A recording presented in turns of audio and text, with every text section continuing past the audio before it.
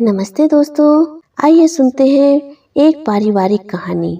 ससुराल में सबको बोलना आता है, जिम्मेदारी कोई नहीं समझता। बहू, ये मैं क्या सुन रहा हूँ? तुम अपने देवर की शादी में पुराना सामान दे रही हो? पंकज जी ने बड़ी बहू को आवाज लगाई। किसने कहा पापा जी? शादी विवाह का काम है, उसमें मैं पुराना सामान क्यों देने लगी? नीलिमा बोली। वाह भाभी, आप तो बहुत होशियार हो। नया सामान खरीद कर अपने पास रख लिया और पुराना निकाल दिया। देवर विवेक ने कहा तो नीलिमा को बहुत दुख हुआ। पंकज जी के 3 बेटे हैं, बड़ा बेटा बहू सुमित और नीलिमा, मंझला विवेक और उर्मिला और सबसे छोटा नैतिक, जिसकी शादी है। पंकज जी ने काम से रिटायरमेंट ले लिया है। उनकी पत्नी को गुजरे 10 साल हो गए हैं, इसलिए घर की सारी जिम्मेदारी सुमित और नीलिमा पर ही है। विवेक और नैतिक की सैलरी भी कुछ खास नहीं, इसलिए घर की आर्थिक स्थिति भी किसी से छुपी नहीं है। अब भले घर की स्थिति कुछ भी हो, घर के बेटों की शादी तो होनी ही है और शादी में होने वाला खर्चा भी बराबर ही होना है। फिर चाहे दुल्हन की साड़ियाँ हों या रिश्तेदारों और बुआ को दिए जाने वाले तोहफे हों। नीलिमा की आदत थी कि कहीं से उसे कुछ मिलता तो वो उन्हें उठाकर अपने बेड में बने कबर्ड में रख देती। जब जरूरत होती तो घर में निकाल लेती, वरना किसी को तोहफा देने की बात हो तो भी काम आ जाता। उस समय बाजार में पैसे न खर्चा करने पड़ते।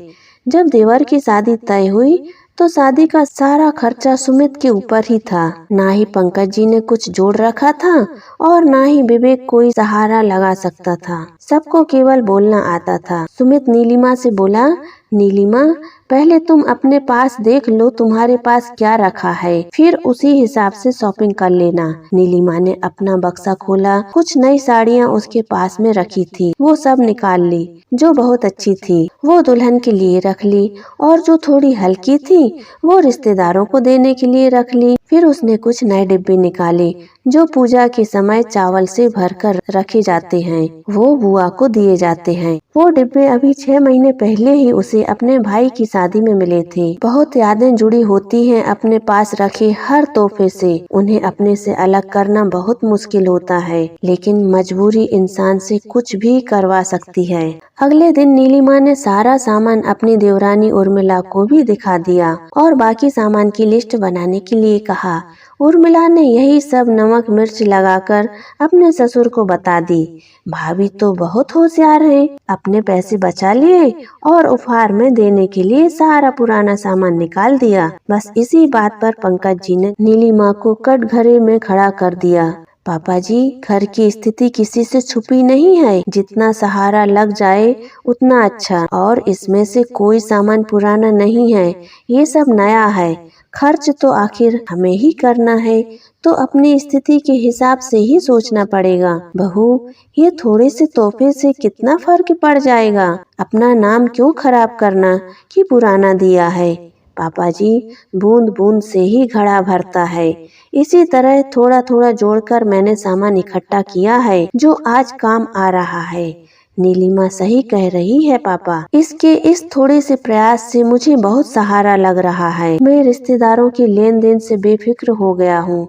और अगर किसी को ज्यादा लग रहा है कि नीलिमा पुराना सामान दे रही है तो वो खुद पैसे खर्च कर ले, क्योंकि मेरे पास इससे ज्यादा पैसे नहीं है खर्च करने के लिए। मेरी भी सीमित आय है, जिसमें मैं 3 परिवारों का खर्चा चला रहा हूँ। यहाँ सब बोलने के लिए है, सहारा लगाने के लिए कोई नहीं। अगर नीलिमा समझदारी से काम ना ले तो रोज खर्चों की समस्या हमारे सामने होगी। उपहार तो उर्मिला को भी खूब मिलते हैं, लेकिन उसने केवल अपना घड़ा भर रखा है। घर में सहायता करने के लिए कोई नहीं है। हाँ, नीलिमा के खिलाफ बोलने के लिए सब खड़े हो जाते हैं। माफ करना पापा जी, मेरे पास जितना है वो पैसे मैं आपको दे देता हूँ। आप जैसे चाहें वैसे उपहार ले लो। इतनी देर से चुप बैठे सुमित ने आखिर कह ही दिया। सुमित की बात सुनकर पंकज जी चुप हो गए। उनके पास कोई जवाब न था। उर्मिला ने वहाँ से उठकर अंदर जाने में ही अपनी भलाई समझी। विवेक भी यह कहकर चला गया कि मेरी तो खुद ही सैलरी से अपना खर्च पूरा नहीं होता। देख लिया पापा जी, जो जिम्मेदारी संभालता है उसमें सभी कमी निकालते हैं, लेकिन खुद जिम्मेदारी उठाने से सब बचते हैं। अब पंकज जी के पास भी कोई जवाब न था।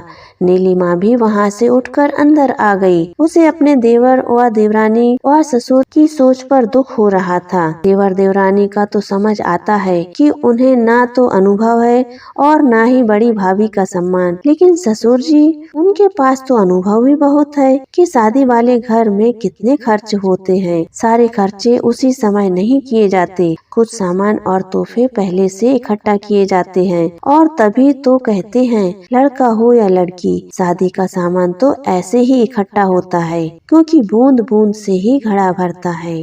कहानी सुनने के लिए आपका बहुत बहुत धन्यवाद। ऐसे विचारों पर आपकी क्या राय है, कमेंट करके बताइए। वीडियो को लाइक और शेयर कीजिए। नए व्यूअर्स चैनल को सब्सक्राइब कीजिए। फिर मिलेंगे। जय हिंद, जय भारत। खुश रहिए, खुश रखिए।